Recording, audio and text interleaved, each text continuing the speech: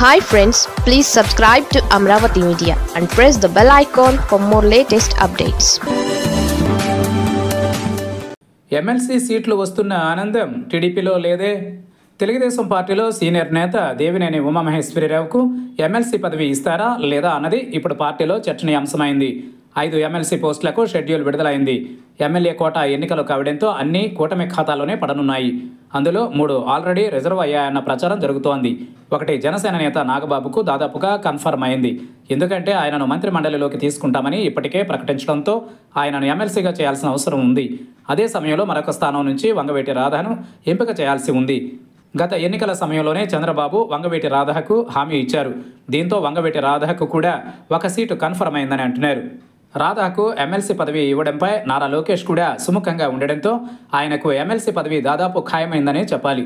ఇక పిఠాపురం నియోజకవర్గంలో జనసేన అధినేత పవన్ కళ్యాణ్ కోసం తన సీటు త్యాగం చేసిన వర్మకు కూడా ఎమ్మెల్సీ ఇస్తామని చంద్రబాబు ఎన్నికలకు ముందు మాట ఇచ్చారు. వర్మకు సామాజిక వర్గం కోటాలో ఎమ్మెల్సీ పదవి దక్కుతుందా లేదా అన్నది అనుమానంగానే ఉంది. వర్మ ఇప్పటికే తనకు ప్రయారిటీ ఇవ్వడం లేదన్న అసంతృప్తితో విన్నారు.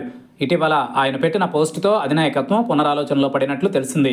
5 ఎమ్మెల్సీ పదవులలో ఒకటి కూడా ఇవ్వకపోతే వర్మ మరింతగా అసహనం వ్యక్తం చేస్తారు.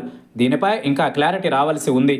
ఇక మిగిలిన 2 ఎమ్మెల్సీ స్థానాలలో ఒకటి బీజేపీకి ఇవ్వాల్సి వస్తుందా లేదా అన్నది మాత్రం ఇంకా తేలలేదు. ఇవ్వాల్సి వస్తే మాత్రం ఇక మిగిలేది ఒక్కటే, వంగవీటి రాధకు. కనుక ఖచ్చితంగా ఇవ్వాల్సి వస్తే కృష్ణా జిల్లాలో మరొకరికి సీటు కేటాయించే అవకాశం ఉండదు. ఎందుకంటే కృష్ణా జిల్లాలో ఎమ్మెల్సీ స్థానం కోసం బుద్ధ వెంకన్నతో పాటు మరికొందరు నేతలు పోటీ పడుతున్నారు. ఈ నేపథ్యంలో దేవినేని ఉమామహేశ్వరరావుకు ఇవ్వాలనుకున్న జిల్లా అడ్డం వస్తుందంటున్నారు. ఈ 5 ఒకే ఒక స్థానంలో కృష్ణా జిల్లా నేతను ఎంపిక చేస్తారు కాబట్టి రాధకు తొలి ప్రయారిటీ ఉంటుంది. అయితే కమ్మ సామాజిక వర్గం కోటాలో ఇవ్వాలనుకుంటే దేవినేని ఉమకు ఇచ్చే ఛాన్స్ ఉంది. అదే జరిగితే రాధకు హ్యాండ్ ఇవ్వాల్సి ఉంటుంది.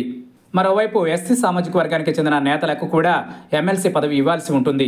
మాజీ మంత్రి జవహర్ పేరు బలంగా వినపడుతోంది. మరి ఏ జిల్లా నుంచి నేతను ఎంపిక చేస్తారన్నది మాత్రం ఆసక్తికరంగానే మారింది. 5 ఎమ్మెల్సీ స్థానాలు ఖాళీ అయినప్పటికీ తెలుగుదేశం పార్టీ అధినాయకత్వంలో మాత్రం ఆనందం లేదు. నేతలు ఎక్కువ, ఖాళీ అయ్యే పోస్టులు తక్కువగా ఉండడంతో కొంత నిర్ణయం తీసుకోవడానికి మాత్రం మల్లగుల్లాలు పడాల్సి ఉంటుంది. అయితే 5గురిలో కొన్ని కూటమిలోని మిత్రపక్షాలకు సీట్లు కేటాయించాల్సి రావడం కూడా పార్టీ పరంగా ఇబ్బందికరంగా మారుతుంది. మొత్తం మీద ఆశావాహులు మాత్రం బోల్డంత మంది ఉండడంతో ఎవరిని ఎంపిక చేయాలన్నది మాత్రం పార్టీ హైకమాండ్కు కత్తి మీద సామే.